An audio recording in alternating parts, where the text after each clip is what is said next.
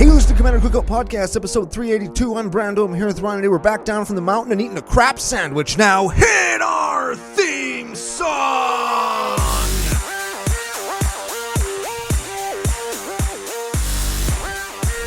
Hey, Ryan. We're back for yet another whirlwind adventure. How you doing? Good. What is going down? Whole bunch is going down. We're here with beautiful lighting from the Saskatchewan sunset on our very first Tuesday, mind you, show recording ever.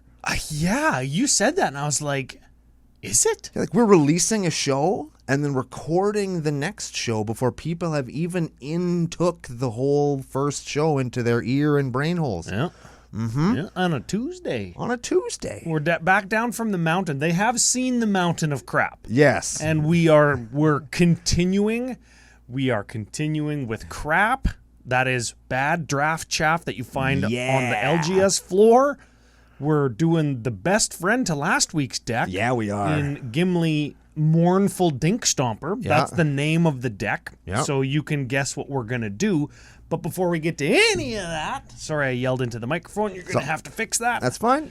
You do the rest. Oh, yeah. Before we get to any of that, we have to thank our official business daddies, FusionGamingOnline.com. They're your source for all your gaming needs. Very much so. All of your, hey, get this, Lord of the Rings, Tales from Middle-earth needs. That's what we're talking about today. That's right. And next week, actually Friday, and then next week for the next few weeks, your Commander Masters needs. Oh, man. Oh, baby. And you're going to want to save money on this set because she's expensive. Yeah. You use CCO Summer promo code, you're going to get a discount on your whole order. That is your pre-orders, your pre-release kits, your sealed, your singles, your gaming supplies, your Pokemon, your Yu-Gi-Oh, your 6-foot Lord of the Rings playmat that you're going to buy and ask me where I live and you send it to me, you'll get 5% off on that. Why don't you just buy it and send it to yourself? Shut up.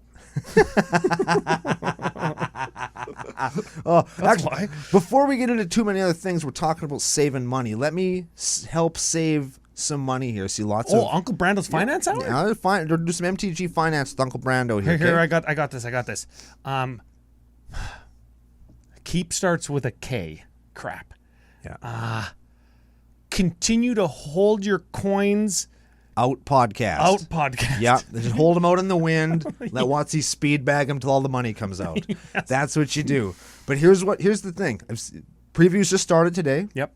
People so far, whatever. That's your prerogative. By the time I saw some fantastic stuff. By the time you're hearing this, the whole set essentially will have been previewed. So you're going to know more than I know currently as I say this right now. But just let me tell you a science fact. I'm going to science fact everybody listening right now. Okay. If this set is out of reach for you that you can't buy boxes, don't. That's a good idea. Because lots of people are, and they're going to open the boxes, and then they're going to get rid of the singles that they don't want, and they're probably going to be singles that you do want, and you'll be able to get them at less than you could last month. I got you. And that's great. I got you one up here. I got you one more. Not even a one up. You're not going to like this, but you are going to like it. Okay. See what I did there? Yeah. Okay. Yeah. So here's the thing. Okay. First time ever for a lot of cards coming in this set. First time ever in foil.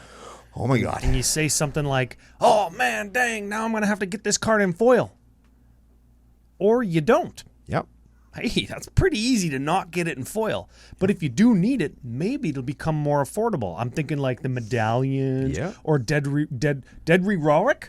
And Fierce Guardianship and Deflecting Twat, maybe you'll get those for a smaller amount of money. Just think if you use CCO Summer promo code, even less money. So you mean to tell me that I'm going to get the cards that I want for less? Yes. I guess I shouldn't complain about that. Nope. Excellent. There we go. We did it. We MtG financed the crap out of this set, and now we can proceed to be excited about all the cool arts and new pictures and the fact that you boys finally convinced Watsy to reprint them medallions because it was all us. Okay? No matter what Watsy or anybody associated with them said, it was our idea, and we will get some residuals eventually once we remind Watsy that it was our idea. Bills in the mail. Yeah. As always. Yet to be paid. Correct. Stacked up. Stuffed in their glove compartment like unpaid parking tickets. Yeah. So, speaking of previews, speaking of Commander Masters, come back Friday or listen into the podcast on your podcatcher of choice if you don't watch on YouTube. Which you should be.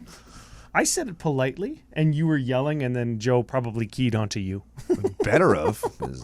That's the gimmick. So big thanks to Editor Joe. Big thanks to the people who do watch on YouTube. If you can, you hit that subscribe button, share the show, like it, do all the YouTube stuff. We've got a few pieces of podcasting business, and then I want to get into this deck. Okay. Because we got some stinkers in the deck. Yeah. We've got some good cards in the deck. Yeah. We got your favorite character. Yeah. We've got kind of a bittersweet farewell for me because it's going to be the last Lord of the Rings Tales of Middle-earth deck tech that we do for a while. Yeah. We're going to have to go back to doing the secret lairs or whatever when they do the next Lord of the Rings secret lair. Not this one that sucks. Oh, yeah, this one sucks. But the other one that isn't going to suck with like the fall drop. Because that's where the good one. Oh, yeah, I hope that we get another one. I hope we get a Lord of the Rings Christmas drop. Ooh. Well, yeah, I assume there's going to be one in the winter or fall. I hope so. When they re-release the product again, right? Like yeah, because we're getting another collector box or whatever with all different arts and stuff. Yeah. I hope. Is there going to be new cards in that? No. Oh. No. Same cards, new frames, no serialized cards. Okay. Yeah. Okay. What if they're just yanking us and put some of the serialized cards in there? Good. And people are like, I need to get all the serialized cards from this box. And then they have no more money left in the next box. That seems like it could backfire on WotC. Yeah. Or somebody like you will open one and be like, oh, look, I got this cool thing. Exactly. Yeah. You out there, not you as in Ryan. We're not going to get them. We suck. You can watch me open boxes on YouTube. I suck at it. When last I looked. Dang. Brando's box openings. You check them out on YouTube. Okay. Business. Last week's winner for guessing Braids and Legolas. Got them both. Dang. Yeah, Good on you. Yeah. Some people got one. Some people got both. I think nobody got neither. Because everybody in the nation is pretty smart. Yeah. The winner, Keel 97. I have to guess that's our buddy Keel. No chance. You don't think? No chance. Keel 97 on YouTube. Get in touch. Yeah. At CCO Podcast, at CCO Brando, commandercookout@gmail.com. And let us know your address and what kind of prize you want. Also, your full address with postal code or zip code. Yes, very important. Yeah. And the name that you want on the top of. No, you know what? Don't even tell us your real name. We don't want to know who Keel you are. 97. Keel 97 is what will be on the envelope. That really confuses people at the post office. Because people send me stuff, it's Brando with exclamation points after all the time. And so they get it and they look at my ID or whatever. It's like, what? It's like, yeah, it's a podcast thing. Don't worry about it. Yeah. And then they give me my stuff. So we got a new patron as well. Okay. I think. Okay. It's been 2 weeks since we've recorded, though. And I didn't go back in the show notes when I was making these show notes. Oh. To see if we shouted this guy out or not. But if we did and he has a nickname, he's getting another one. Or we'll just remember last week's. Lol. Do you know you? No, yeah, you're right. When you're right, you're right. Yep. So, benefit to become a patron over on patreon.com/CCO Podcast. CCO nickname. Oh, yeah. CCO nickname. Yeah. And the Discord access and access to first dibs on the CCO experience. We'll talk about that in a minute. The CCO pool party. Oh, yeah. Bring your Speedos. Don't. Bring nothing. Listen, and this isn't a burn. But I've seen every single one of you guys that's staying at the house with us. And some that aren't, that are coming. If I hear any word of Speedos, we're going to have a talk. If I hear any elastic bands go on somebody's butt cheek when they're half pulled up and all sweaty. Yeah. We're going to have problems. It's going to be a bad time. I want to eat burgers and tacos, not have my friends smelling like burgers and tacos because they're only wearing a Speedo. You also have to remember that whatever you wear, you're probably going to be on YouTube. So. Ooh, yeah. So that's the insurance policy. Because I would meme us with a little Borat thing if I didn't know I was going to be on the internet. But since I'm going to be on the internet, I don't want to show it I'll do it. The new patron. Yes. Not coming to the CCO Experience Las Vegas. Unfortunately. Maybe we'll see him there and just hang out. Yeah, that'd be great. This is Alex Williams. Oh, this is Serena and Venus's less talented, not as good at tennis brother. Who are those other two people? Tennis players? Tennis players? Yep. Are they good? Yes. Like, are they famous? Like, how famous are they? Are they like Tiger Woods famous? Yes. Oh. Yes. So is it like Serena Williams tennis on PS4 or 5? I don't actually know. Do people play tennis on PS4? I 5? I bet maybe. I don't know. They play golf. I play Wii tennis. Is she in that? No. Well, She probably has an avatar. How famous can she be if she's not in Wii Tennis, the most famous non-Mario tennis game of all time? Can we call this guy Wii Williams? Yes, we can. Because he's Wii. Oh, we got there. Oh, we always do. We always manage. F you for being here, We're Billy. Oh, we're the best. We're the best. Yeah. We're really good at this. We're great. We're professional. Welcome, sorry, and F you. Yeah, man. So, mentioned the CCO experience a couple times. The house is full. Last week's show made the call out and said that, hey, we're looking for one more spot. It is full. We've got a bunch of stuff planned. We're going to procure some booster packs from Uncle Brando's sock drawer. Man, I thought you were going to say booster packs. And I was like, yeah, that's because that's what we call cans of beer. There is going to be booster packs. Did you just make that up? Yes, I did. I did make that up just now. Yes. There's going to be several booster packs. Yes. There is ample budget for that. We run registration through the website now, so it makes it just super easy and stuff. Holy And again, another benefit to becoming a patron is you're helping with things like the website, because that takes a lot of time for me to figure out, and it costs a freaking lot of money per month to run. So I do appreciate that, because it is such a valuable tool. It's valuable for the CCO summer line. We have one hat left if anybody wants it. And the CCO experience. Are the shirts all gone? The shirts, we're down to like one shirt per color. Including puppy belly tie-dye? And some of them, some sizes are sold out. So if you've been waiting and you're like, oh yeah, I'll get around to it. Yeah, it's going to be sold out. So. Puppy belly tie-dye. If that sounds interesting to you, know there is a tie-dye shirt on the website. Mm-hmm. And with a note to Ryan, that is an option. And if you don't know what it is, 2 weeks ago I explained it to everybody. So go give that a listen. Yeah. So big thank you to the patrons for helping out with that and making that possible, and everything else they do, right? With the hosting and the storage. That's like a thing on the internet that you have to pay for. Yeah. Yeah. And I had in Edmonton a few weeks ago somebody say, I just started listening to you guys like I'm on episode 6. Whoa. And we said, we're sorry. Whoa. It's like, what? That's like 380 weeks ago. Yeah. 375 weeks ago. Yeah. Like, that's years and years ago. That was like another life. That's literally older than your son. That's, yes. It was like episode 10 that I said that Rebecca was pregnant. Yeah. Or episode maybe 10 or 11. Hey? It was the Commie of the Butt Crack episode. I remember that. Oh, yeah? What? See, I remember. That's what you remember? See? I remember something. That's the first time my best friend told me he was having a son. Oh, I didn't even know it was a son yet. Yeah, he was just a ball of cells. Yeah. Oh. Yeah, see? I remember the important shit sometimes. He's a ball of attitude. He was trying to get out of the truck when Rebecca was dropping him off for a cord, and he was like, no, get back in the truck. And he was like, no, I want to see Uncle Brando. And I was like, sweet. Yeah. Hey, speaking of sweet. Oh. Friday, that's our preview. We did the patrons. We talked about the CCO experience summer line at commandercookout.com. Mm-hmm. Rhymes with sweet. This is Adam Street. That's the guy who submitted today's deck. Oh, I was like, what the what? Yeah, that's a kind of a stretch for a segue, but we got that. Yeah, and none of those words rhyme with the preview cards at all. Nope. I thought we were still talking about preview. Anyway, Adam Street. Mm-hmm. We appreciate you sending in Gimli Mournful Avenger, the deck. Yes, give him a read, and maybe we'll pound through the first two of the regular like removal and ramp categories, and we'll flip over to cards, make it easy for Editor Joe. I almost called him Uncle Joe. What? You can Uncle Joe. We could do that. Fine, yeah. Uncle Joe. Uncle Joe. This is what we'll do. Uncle Joe's Frisbee Emporium. Come on down. Learn the difference between a putter and a driver. Free clinics on Tuesday. I thought that you just said Frisbees. Oh, can't say Frisbee. Well, no. Plastic discs that you throw into buckets.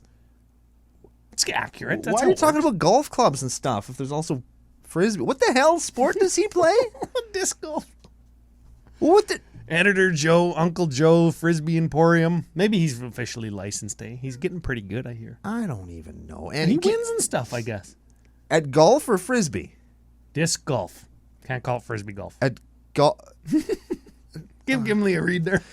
Gimli Mournful Avenger is a dwarf warrior. 3/2 for green, red, 1. Has indestructible as long as 2 or more creatures have died under your control this turn. Yep. Whenever another creature you control eats shit, put a +1/+1 counter on Gimli. When this ability resolves for the 3rd time each turn, Gimli fights up to 1 target creature you do not control. So this is how I read it, okay? Yeah. When a creature dies, you put a +1/+1 counter on him. Because he's getting mad because his buddies are dying all around him. When a second creature dies, he gets a +1 and becomes indestructible. Now he's real mad. He's hulked up, if you will. When a third creature dies, you get a +1 counter and he fights. And then he's shaking his head all crazy like Hulk Hogan, stomping around the ring, and the guy goes for the punch and he blocks it and he points him and everyone goes, "You!" Cannot pass. That's a Gandalf thing. Okay, there. We went from wrestling to Lord of the Rings. Yeah, See? we got back around. We did it. So there and back again is what we did. Whoa! Oh, shit. So 3 guys got to die for him to, like, go Super Saiyan 3. Yes. Right? Now we're talking about something totally different again. So Super Saiyan 1 is +1, Super Saiyan 2 indestructible, Super Saiyan 3 +3 indestructible fights. Yes. Okay. Yes, it's pretty good. So we're going to, I guess ideally we're going to have dudes that die. Yes. And then replenish themselves in Gruul, which is weird for... Remember, I think when we previewed this guy, we talked about how he does something that, like, Gruul doesn't usually do. We usually care about, but we're going to find that we've got actually a lot of token producers in here, which are going to be the things that die. And then we've got a bunch of, like, sacrifice outlets that both give us a payoff because of the outlet and also a payoff because of our commander. And I think it's worth noting that Gimli only costs 3 mana, hey? Yeah. Like 3 mana, 3/2, so he's already got power like on point with his mana cost. Yep. I think one or 2 guys has to die like on turn 3 or 4, and you're happy because you're hitting for 5. Yeah. And he's just going to start hitting because those are +1 counters, right? Yep. Yeah. I think also when you cast him for 5 after he dies, which he might not because he's got indestructible for a lot of the time probably, casting him for 5 and immediately having that same sack outlet and 2 tokens, he's immediately a 5/5 again with indestructible. Yeah. It's pretty good.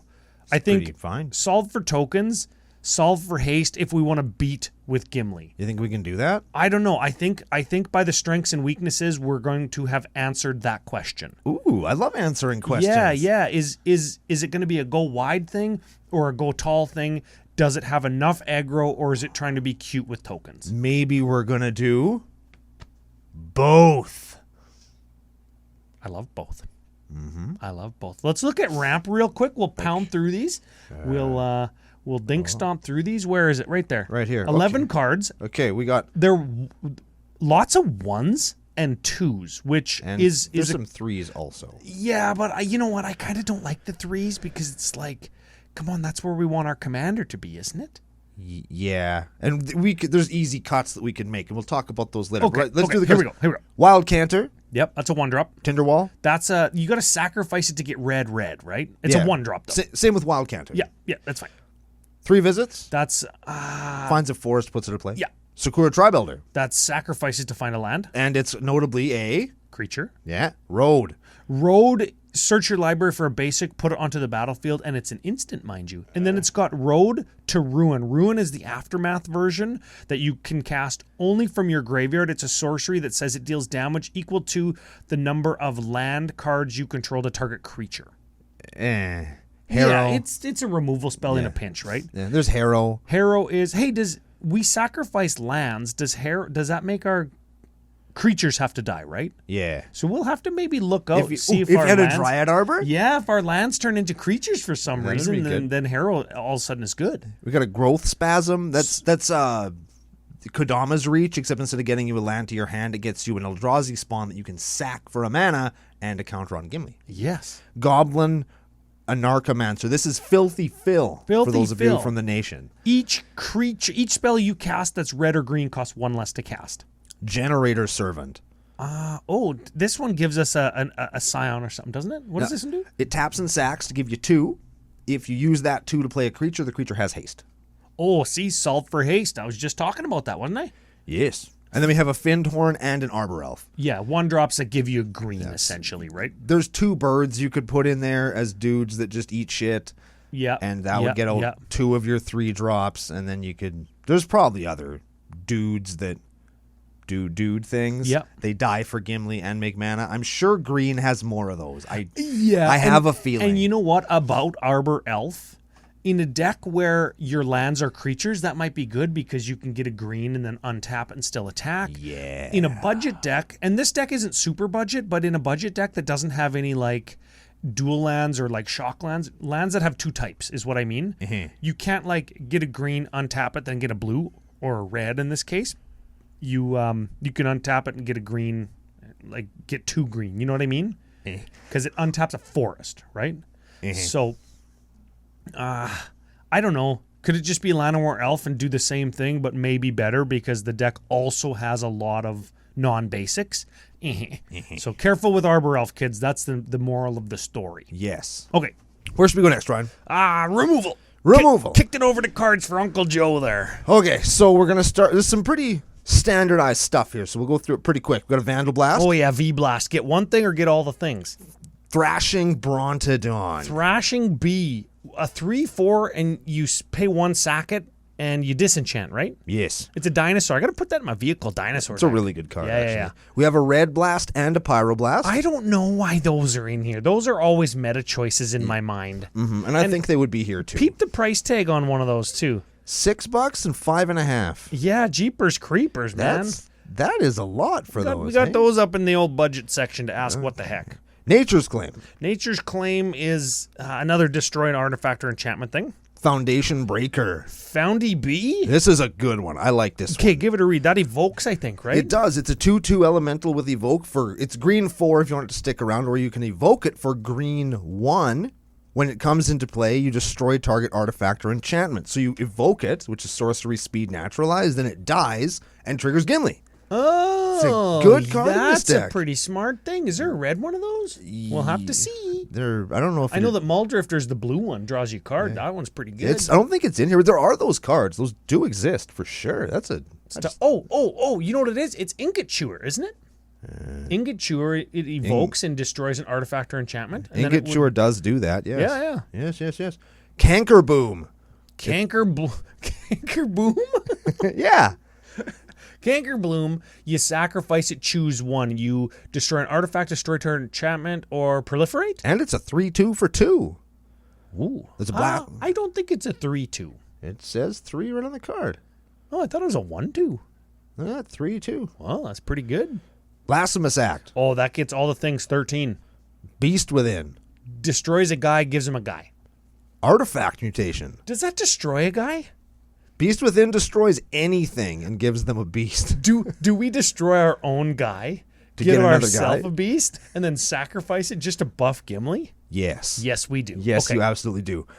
Artifact Mutation. That destroys an artifact and you get Saprolings equal to its mana cost. We get Saprolings equal to its mana cost. Yeah. I love that card. I play that card in my Calamax deck because you can copy it. Then I just get like 100 guys. Like, think of that flavorfully, right? Like Artifact Mutation. I mutate your artifact, sir.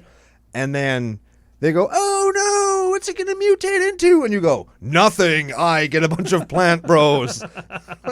Right? Like, what the hell? Nothing for you. Call an ambulance, but not for me.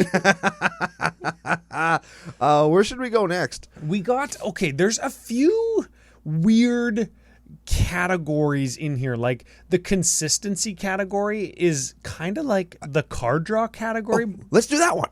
Sure. Let's do that one. Card draw. Valakut Awakening. We're going to call this Wheel of Fortune with a land on the back. Except it's just for you. Oh. Yeah. It's pretty good, I guess. You put any number of cards from your hand on the bottom and draw that many cards plus 1. Oh. Tribute to the World Tree. Oh, whenever a creature enters the battlefield under your control, draw a card if its power is 3 or greater. So draw a card for big guy.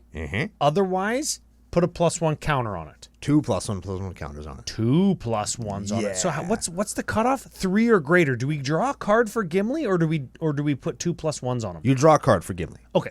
And everything else becomes Gimli sized. It's real good. Thrill of Possibility. Discard a card, draw 2. Threats Undetected. Oh, this is like Gifts Ungiven. Yes. And Realms Uncharted. And Threats Undetected. Oh, that's the card. Yes. Yes. Sorcery for 3, green 2.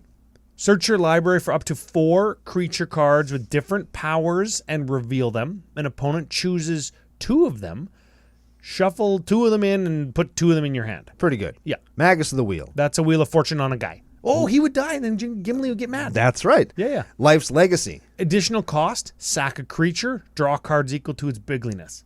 Jessica's Will. Oh, yeah. Get a bunch of mana equal to opponent's hands and draw cards equal to difference? No, you get a red for each card in target's opponent's hand. Oh, yeah, that's what I meant. And exile the top 3 cards of your library. You can play them this turn. If you control your commander when you cast it, you get both. Oh, yeah. It's mana equal to opponent's hand and draw 3. Yes. Greater Good. Sacrifice a guy, draw equal to power. Then discard 3. Oh, who cares? Faithless Looting. Discard 2, draw 2, flashback 3. Evolutionary Leap. Oh, okay. So we're starting to see a bunch of cards that are going to let us tutor or draw for sacrificing a guy. Yes. This is a 2-drop enchantment. You go green, sack a creature, reveal cards from the top of your library until you reveal a creature card. Put that card onto the battlefield? Put it into your hand. Oh, come on. Yeah, like why not just play Birthing Pod? Yeah, and Survival of the Fittest. Well, not Survival of the Fittest, but Birthing Pod, like play Birthing Pod. Is Birthing Pod money now? I don't think so. I don't know. But yeah, both. Yeah, there we go. Beast Whisperer. Beast Whisperer, whenever you cast a creature, draw a card. Boom. If you go infinite, remember it's on cast and it's not a May. Yes. Very important when you play Animar and you're doing that infinite times. Yes. Okay, now we're back to the weird category names. We can't do finishers yet. Let's do kitchen sink. Okay, this is everything. This is everything else. This is, just the stuff. So we got Rapid Vigor. Oh, this is a cool card. I like this one. Regenerates each creature you control, right? Yes. Yes, you give them the old Vigor Mortis. That's a different card, actually. No, I think there's one now that gives... Isn't the one that puts a +1/+1 counter on each of your creatures and gives them indestructible? Isn't that like another card that exists now? That would be a good one to play. Would be good in addition to or instead of Rapid Vigor. Yeah. Rhythm of the Wild. Oh, creatures you control can't be countered. Kaboom. That's pretty good. And non-token creature have Riot. Yeah. That we have, right? That's right. And that's it either enters with a +1 on it or haste. Yes. And remember, Gimli, very important haste. When we've got a bunch of tokens, we cast them for the second or third time. We sacrifice all our frickin' tokens, and Gimli's huge. Got haste, can't be countered. Correct. Yeah, okay. So we can see that play pattern is kind of emerging. Goblin Bombardment. Oh, speaking of Sacco, let's... Yeah, there we go. Sack a dude, do 1 damage. Does that get rid of blockers or to the head? Yes. Okay. Yes. The answer is yes. Fecundity. Whenever a creature anybody controls dies, its controller draws a card, right? Yes.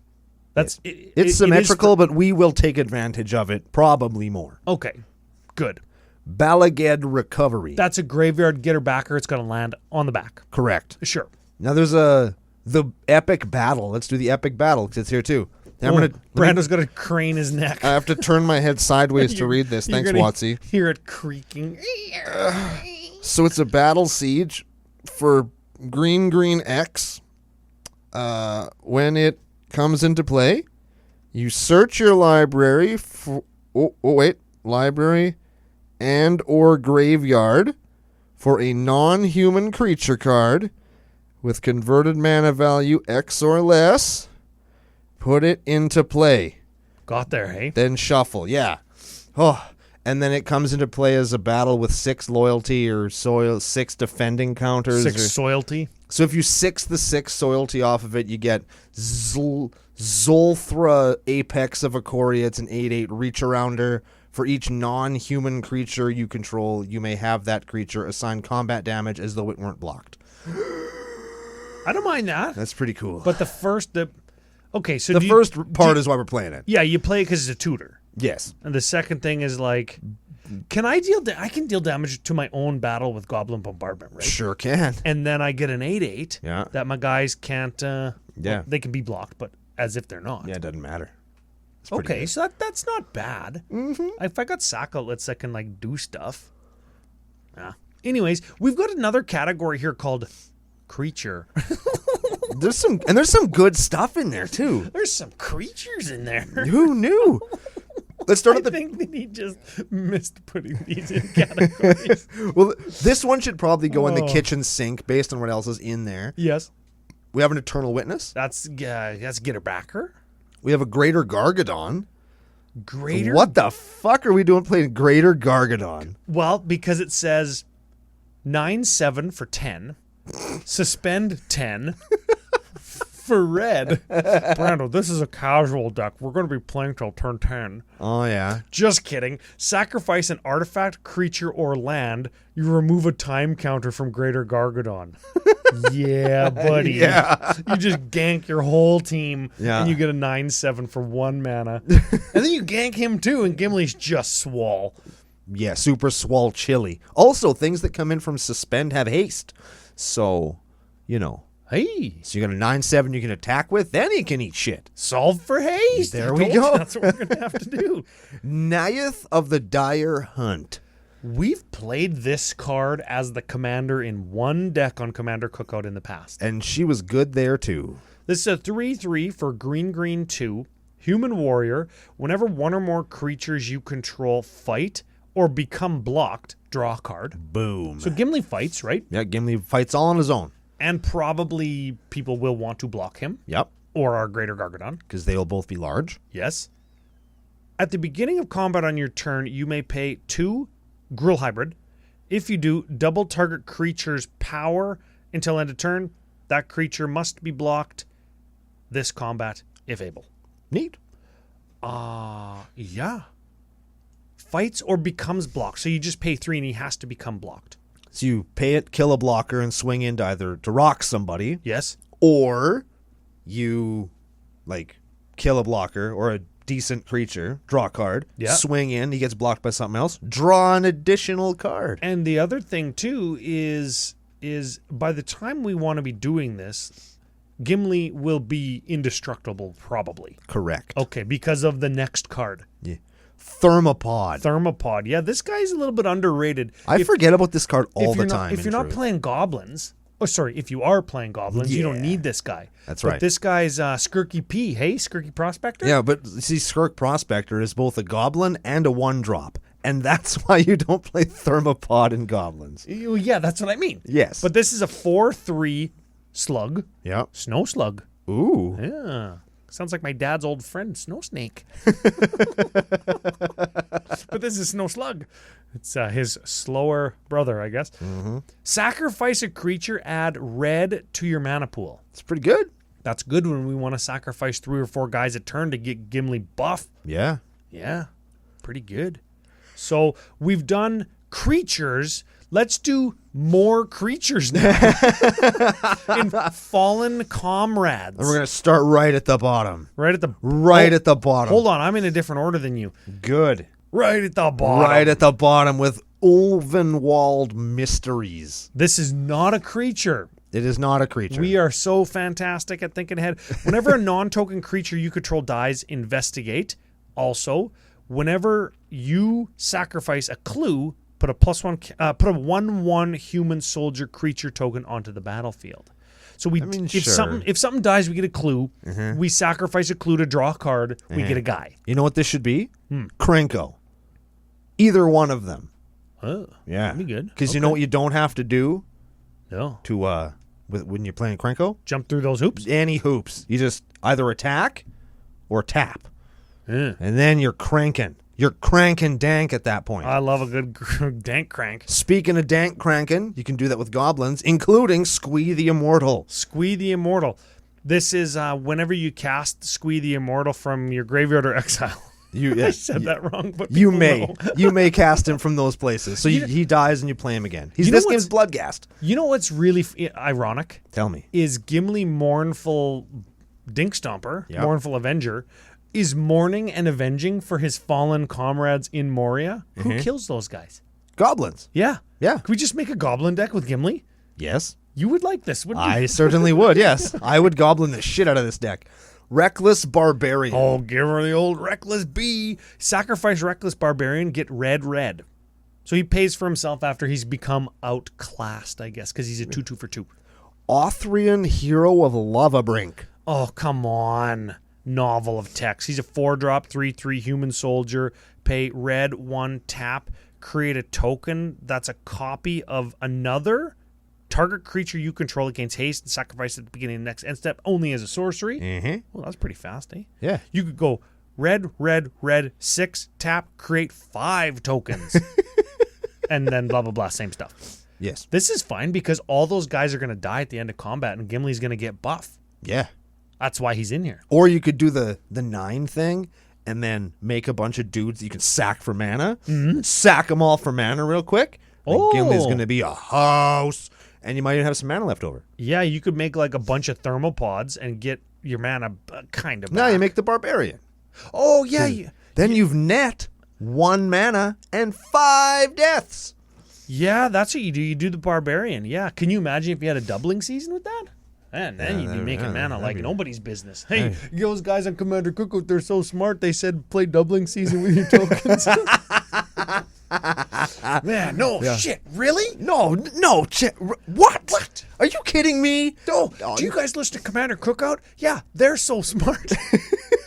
They said to put doubling season in a deck that makes tokens to make mana. And there's counters in the deck too, and it just makes it better.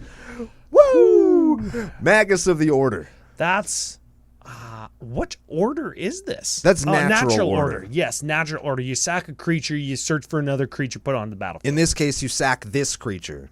Yes. And find a creature. And put We're it fine with this. Yes. Loyal Apprentice. Loyal Apprentice, Lieutenant. At the beginning of combat on your turn, if you control your commander, you get a 1/1 colorless stopped or artifact creature with flying that gains haste until its turn. Yes. So it gets us a token. That's the important part. It gets you lots of tokens, hypothetically. Yes. Jackass the Troublemaker. Jackass the Troublemaker, 2/3 human warrior. Lots of humans. Yeah? Yeah.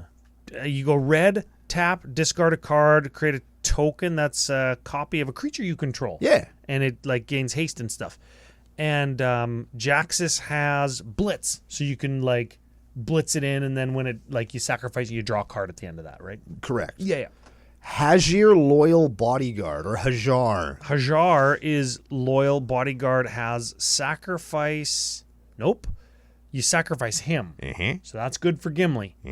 And then legendary creatures you control get +1/+0 and gain indestructible till end of turn. Remember how I used to talk all the time, and I'll continue to talk all the time about how Gruul has, it just kind of can, they just give it abilities and that are kind of weird. Gruul doesn't give a shit about humans. Gruul doesn't give a shit about like making them indestructible and protecting them. That's a white thing. All colors and now have it's humans. a Gruul thing. That's true. But white cares about humans. Gruul doesn't give a shit about humans. They care about elves and goblins. Mostly goblins.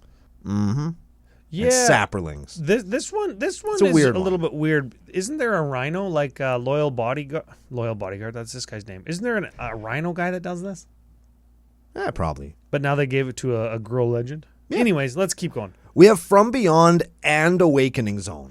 Those give you turn over turn Eldrazi scions or spawns that you, get this, sacrifice for mana. Uh-oh. All right. Would those be good with doubling season 2? Probably. Maybe. So would this one, CCO preview card. Yes, it was, from Time Spiral Remastered. Still one of my favorite sets of all time. Felden of the Third Path. Yes, he makes a token from a dead creature in your graveyard, except it's an artifact in this case. Gains haste, sacrifice it in a turn. Gimli gets pissed off. Gimli gets swole. You know what I like about this card specifically that I think doesn't get enough play in today's age? You can do it whenever you want. Oh, yeah. At instant speed. And it doesn't remove the creature from your bin. So every turn you can make a copy of whatever the creature is that you want. Yeah. Yeah, I like that. Yeah, that's how I used to attack with my Atali, because people would kill Atali all the time, but they wouldn't kill Felden. So then I'd use Feldon to get my Atali back and get in there. That'll do, pig. So good. Eyeless Watcher. This is a 1/1 for 4. Ooh, I like it already. Duh. Devoid, so it doesn't even have a color. When it enters the battlefield, you put 2 Scions onto the battlefield. So I guess you're getting 3 guys for 4 mana. Yes. That's fine. It's Tentacle Bang Commander. Yeah, there's goblins that do that, right? Siege Gang Commander and Beetleback Chief and the one that enters and it's got Echo. Yeah. And when it enters and when it leaves, you get another guy, right? Yes. Yeah, that one. Yeah. My brain is farting on which one that is. Yep. Joe will have it on the screen if you're watching on YouTube. Nah, he probably won't. Emrakul's Hatcher. That enters the battlefield, you get 3 Scions. Emrakul's Evangel. This is a cool card. I like this card. Yeah, I remember this card being good, but I don't remember what it does. It's a human horror, 3/2 for 3. You tap, sacrifice Emrakul's Evangel.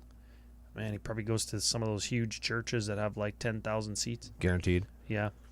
And any number of other non-Eldrazi creatures, you put a 3/2 colorless Eldrazi horror creature token onto the battlefield for each creature sacrificed this way. That's pretty cool. Yeah, I like the one in Zada that says if a creature would die this turn, you get a Eldrazi Scion instead. No, an Eldrazi horror.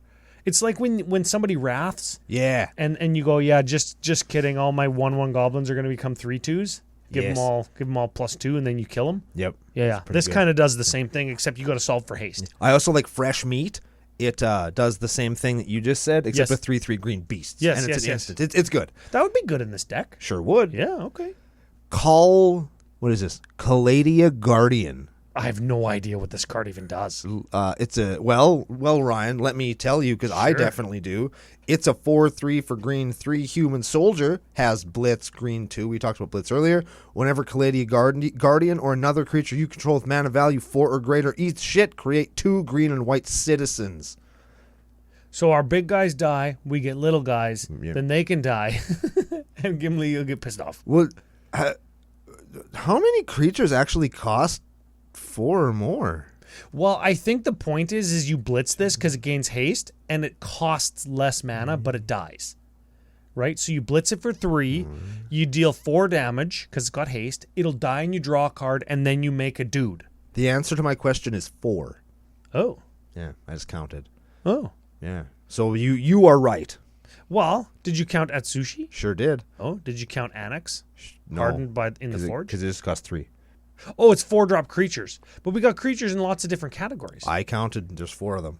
Did you count 5 of them? I missed Greater Gargadon? I missed Foundation Breaker. Yes. Okay, let's read Atsushi here. When it dies, you choose one, exile the top 2 cards of your library, and until the turn you can play them, or create 3 treasure tokens. Yeah, it's 4/4 for 4, Flying Trample. This is actually a good card. I play this in Lord of Tressorhorn. It's a very good card. That's who I want to have Andy Warhol style. Yeah? Showcase up. Oh, the Lord. Lord of I was like, Tressorhorn. Annex? What the? What? No, Lord of Tressorhorn. Lord of Tressorhorn. That'd be cool, actually. Honestly, I do too. Just like worms hanging out of his face and stuff. You know what I want? Sliver Queen. I know that's the reserve list and I can't have it, but this is my show and I can dream if I want to. Other slivers you might get. Not because the there's queen. slivers in. Oh, the slivers are precons. I want Sliver Queen with a crown on her head. That's what I want. Yeah. That's what I want. That's all I want. Annex Hardened in the Forge. Hardened in the butt cheeks because he does squats. He's a star 3, star equal to your devotion to red for 3 mana. And whenever Annex or another non-token creature you control dies, you put a 1/1 red satyr creature token, right? Yep. That this creature can't block. There it is. Yep. And if the creature had power 4 or greater, you put 2 of those tokens instead. Neat. Man, that was really small text. I could barely get that. I must be getting old. That was hard to do, yeah. Yeah. There's a lot of words on that card, though, and they're very small. So if a big guy dies, we get 2 satyrs. If a small guy dies, we get a satyr. Correct. So Gimli likes that because we want our guys to die. Guys are dying. And then we get another guy. Super dead. That can then die again. Correct. Die and die again. That's what I like. It. That's the deck. No, it isn't. There's finishers. There's finishers. There's finishing moves. These are going to be like, I think, the payoffs. Okay. Okay. Start at the top. Chandra's Ignition. Oh. I play this card in several decks. It's a red 3 sorcery. Target creature you control deals damage equal to its power to each other creature and each opponent. Slots. Yeah, and you know what's fantastic about this in particular is it doesn't damage itself, but if it did, Gimli's indestructible. All your creatures are guaranteed to die. Probably. How many +1s is that going to put onto Gimli? Several. Mm-hmm. And then anybody who isn't dead is going to get dead. Yep. Get dead real fast. Yep, good. Fiend Lash. Oh, baby. Equipped creature gets +2/+0 and has reach around. That's fine. It's fine like whenever. Whenever equipped creature is dealt damage, maybe by our own goblin bombardment. Yes. It deals damage equal to its power to target player or planeswalker. It's pretty good. Probably 10 times out of 10, I'm going to deal it to a player's head. Yes. Yes. Yes, and kill them because Gimli will be big. Yes. Gravatic Punch. Gravatic? Whatever. I still can't do it. Gravitic Punch. I hate ticks. Yeah, I'm going to punch a tick the next time I see it. Red 3 sorcery. Target creature you control deals damage equal to its power to target player, and it got Jumpstart, which means you can discard a card from your hand to cast this from your graveyard, then exile it. So it's flashback. Kinda. Neat. Flashback, pay its mana cost, discard a card. Kazul's Fury. This is fling with a land on the back. Soul's Fire. This is fling where you don't have to sacrifice your creature. And Zoppendrel Hungry Butthole. Zoppendrel's Hungry Butthole. This is a 4/6 for 7. Phyrexian Horror, reach around. At the beginning of each combat, double the power and toughness of each creature you control until end of turn. Each creature? Yes. Each creature? Read the rest. There's more. Yeah. Oh, it doesn't really matter. It yes, certainly it does. does. It does super matter. Yeah. In this case, it does. Phyrexian green, sack 2 creatures, sack 2 other creatures, put an indestructible counter on Zoppendrel Hungry Butthole. Yes. So that would make Gimli Swall. You do that before combat. Yes. And then you enter into combat with your big guys. And then maybe after that, you do like your Soul's Fire. You attack. Everybody's good. Everybody's like, oh, man, everybody's dying and stuff. And you go, yeah, everybody's dying. Chandra's Ignition. Yeah. Yeah. Yeah, that'll get you there. That'll do, Pig. I like it. That's a good deck. That is the hole in deck, in fact. It feels, that finisher section feels a little bit like my Calamax deck. And I can confirm those things will kill opponents. Yes. I have played. Wait, do I play all of these cards? Except for Graphitic Punch, I also play all these cards. Yes. I will agree with Ryan. They do work. If Gravitic Punch was an instant, I would play it in Calamax. If it was a Xenagos God of Revels, I would play it in this deck. Yeah, that's a good choice. That guy's probably going to get reprinted in Commander Masters. Oh, that'd be so good. I bet you it is, because just today on the live stream they said that the Gruul draft archetype, because it's supposed to be like a draftable commander set. Sure. The Gruul draft archetype is Power Matters. And that guy needs a reprint, and he can be a really good commander in a Power Matters commander deck. Oh, he's so good. Yeah. Xenagos is so badass. Oh, shit. Strengths and weaknesses. Strengths and weaknesses. Okay. I want to start with weaknesses. Okay. Okay, so do the transactions get enough value? So what I mean is there enough little guys, and is there enough sack outlets? Like, can we make enough Eldrazi spawns and scions to actively always have guys to buff Gimli and make him indestructible? I think we could do better. Okay. I do, and how I think we could do a little bit better would be to lean into more of there's a couple other red cards that make scions. There's a dude, there's a 5/4 with trample that gives you scions equal number of damage that he does. Oh, yeah. That'd be a solid inclusion.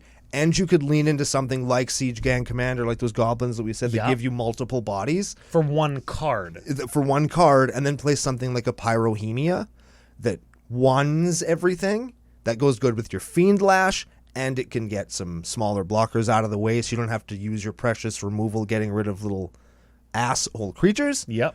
We could, continuing down the Goblin theme too, you could do Goblin Sharpshooter, get rid of all your opponent's X1s and all of our X1s and pump Gimli. So you could use a removal card to actually pump Gimli if we have 1 toughness guys. Yeah. Like Goblins. Yeah, and not every deck has to be a Goblin deck. No. But I think when you're doing something like this that requires something your colors don't necessarily always do, one of the things that you might want to look at is like stuff that your colors always stuff do. that your colors are good at doing. And let's not forget, Siege Gang Commander, not only a Goblin, he's also a removal card and a sack outlet.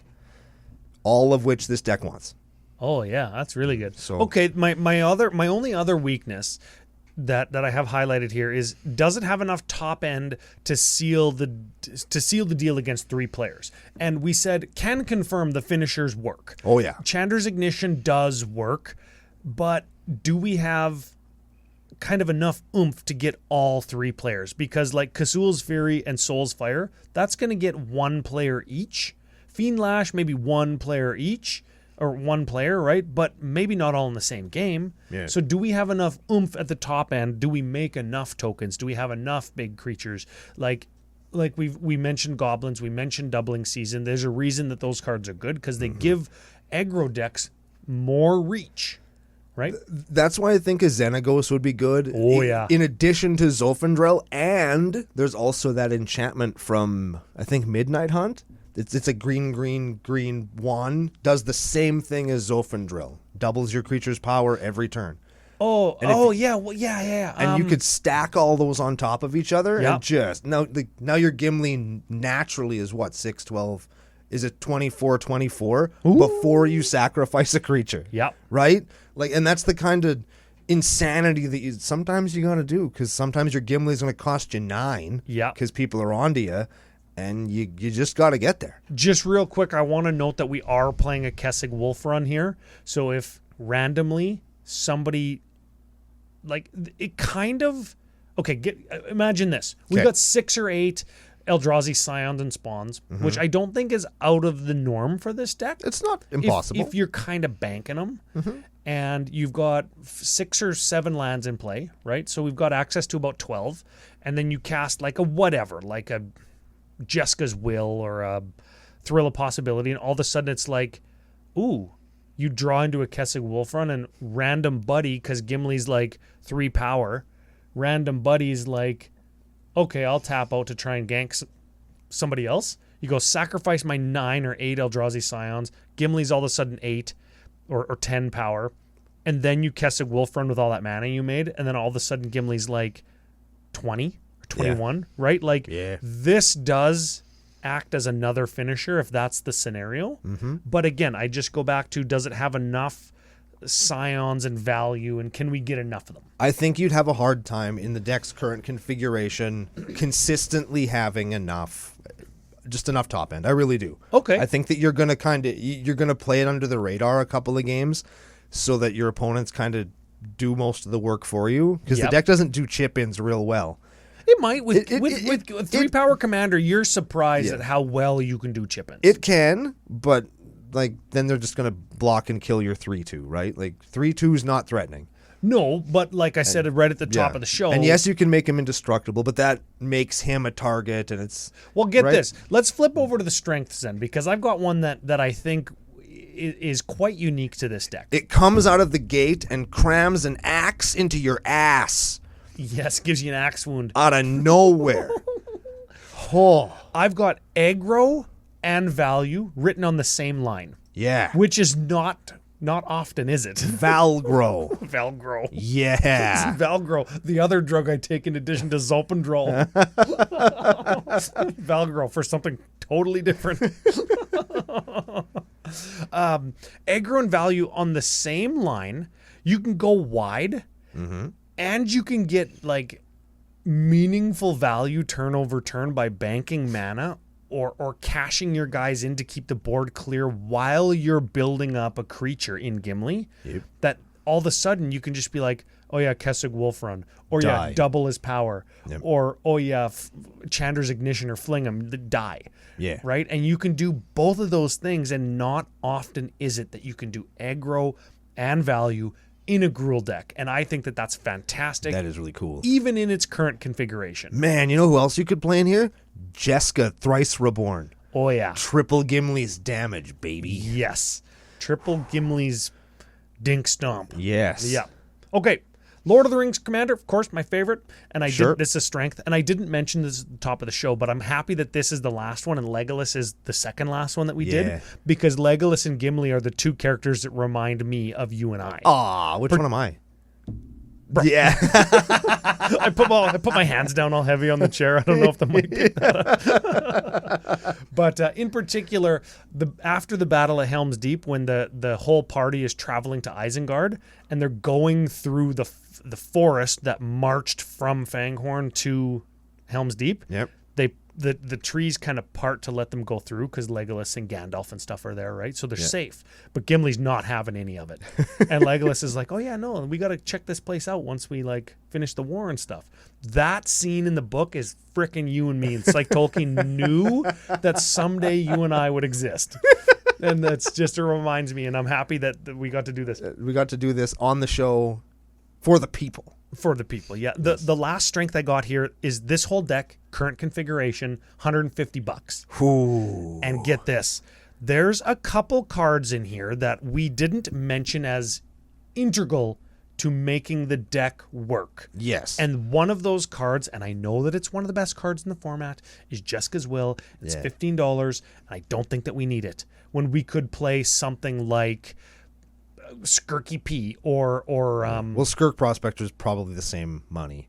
No, Skirk Prospector's a common. He's like for 15 cents. You sure? 100%, and he's been reprinted a bunch of times. Maybe it's because I play foil ones. Yes, foil ones from Onslaught, not 15 cents. Right. Yes, the old border foil tax. Uncle Brando. Never mind. Yeah. You're right. Yeah. I've been playing too long. Yep. Another one, Fabled Passage in a two-color deck. And I know it's not that expensive, but just go with me on the flow here. Rootbound Craig, another one, a few bucks. Huh. We don't need it in a two-color deck, okay? Pyroblast, Red Elemental Blast, a few bucks each. Those are meta calls we could do without if we wanted to jam a couple goblins in here and do that kind of sub-theme. Yeah. And 3 visits when we don't have mana that has 2 types. Yeah. Play Rampant Growth because it's like 4 cents. Yep. And it'll find you a forest or a mountain. Yep. Whereas 3 visits will only find you a forest. Is game No, it's not. I thought the game Cinderglade. There's one. Cinderglade. Okay, so there's one in there. Yeah, you have one land. It'll find you. Sure. What if you already have it and you need a second mountain? Yeah. Right. Yeah. Play Rampant Growth and save yourself the few bucks. It's like $7. So or $8. So here you cut all those cards I just mentioned. $100 this deck costs. Ooh. Like $100. And then you could take it back up a little bit. Get Defense of the Heart. Which one's that again? Defense. No, I'm going to tell you. Oh yeah. Check this out. So you play Defense of the Heart. I can see it in my head. And you play Xenagos, God of Revels. Yes, you do. Then on turn, let's say 3, you dump your Defense of the Heart. One of your opponents is going to have 3 creatures by the time it comes back around to you. Then you sack your Defense of the Heart to find 2 creatures from your library, put them into play. You find Zofendrel, you find Xenagos, you got your Gimli out, and then somebody's whole butt crack is just going to leak for weeks. Somebody's butt crack is split in half from Gimli's axe. That's right, because you're going to sack 2 dudes immediately to Zofendrel Zofendrel. and Xenagos are just hanging a guy upside down by his legs. Right. Gimli jumps out. Exactly. Yes. Yes, that's exactly what that would be. And then how many damages is that? Because you sacked the 2 dudes to Gimli to make Zofendrel indestructible. So that's going to put 2 counters on Gimli, which is going to make him a 5/4. Yeah. And then it's going to double to 10 and double to 20. And then somebody's just going to eat shit. Yes. Because 20 is a big number. Can you imagine if you had like 1 Eldrazi Scion, that number becomes like 26. Yeah. Yeah. Yeah. 24. That's enough. That's enough. Enough. Yeah. Yeah. Very cool. How many is 24? Enough. Enough. That's right. So that's what I would do. That's the first thing I would do. And for the record, Xenagos, $11. And you could save 5% if you use CCO Summer promo code FusionGamingOnline.com. Save even more because if we're right and Xenagos is in this set, could be even less than $11. might go down with the reprint. Yeah. And Defense of the Heart, $15. So if you cut your Jessica's Will, boom, Defense of the Heart slots right in there. And Defense of the Heart's going to punch way harder, and way more people are going to have to read that one, which is fun. Yeah, during at the beginning of your upkeep, if an opponent controls 3 or more creatures, which they probably will, sacrifice Defense of the Heart, search your library for 2 creatures, put them onto the battlefield. Yeah, put them into play. What are you thinking, Urza's Legacy? What are you thinking? They didn't know that one day Jin-Gitaxias and Jin-Gitaxias were going to exist at the same time. Oh, I'm going to search for Jin-Gitaxias and his good friend Jin-Gitaxias. Ginny G and his buddy Ginny fucking G.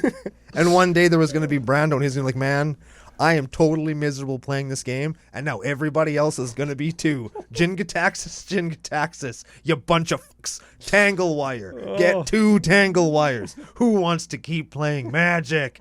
And then they went around, and after everybody discarded their hand and didn't draw Wrath, I won, which was great.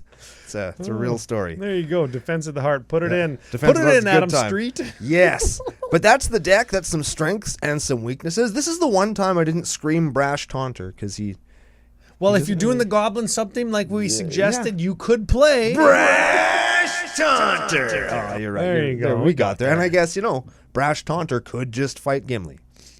He could just do that. He could be another finisher. Yes, he could. If you get your Gimli up to 20, 24 power like we suggested. Another finisher, as if you need one next to Brash Taunter. You put your Fiend Lash on Gimli, right? Yes. You fight Gimli with Brash Taunter. He gets 1 damage.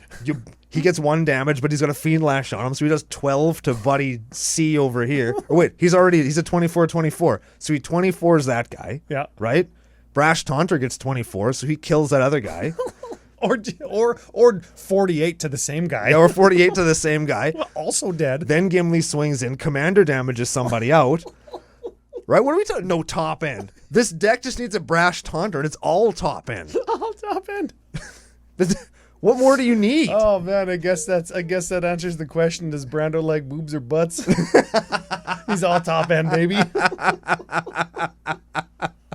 Oh, brashy boobs. Oh man, this was a great deck to end on. Actually, there's like a Lord of the Rings sentimental thing for you, and there's a Brash Taunter reference for me, as if I couldn't already make one of those. But we did it. Yeah, we did it. So Adam Street, thank you for sending it in. We very much appreciate it. This one actually came from our email. Ooh, so the email. The email, yeah. We do see the decks there. We do keep them all in case we need something for like a theme or an arc or a certain kind of deck that we want to feature for whatever reason that we want to feature it for. Mm-hmm. It's great. But the best place, of course, is in the Discord.